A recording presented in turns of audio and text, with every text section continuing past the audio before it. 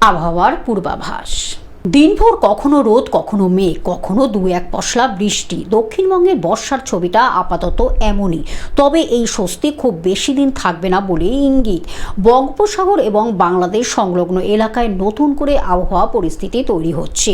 সেই পরিস্থিতি শক্তি বাড়ালে বুধবার 11ই আগস্ট থেকে শুক্রবার পর্যন্ত দক্ষিণবঙ্গের বেশ কিছু জেলায় বৃষ্টির দাপট বাড়তে পারে। বিশেষ করে উপকূল এবং উপকূল সংলগ্ন জেলাগুলিতে ভারী বৃষ্টির সম্ভাবনা বেশি।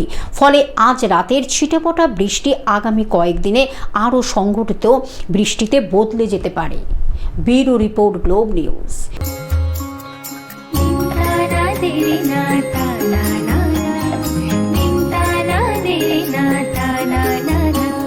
পাশে সবার প্রিয় গ্লোব টিভি, সাথে সবার প্রিয় গ্লোব টিভি।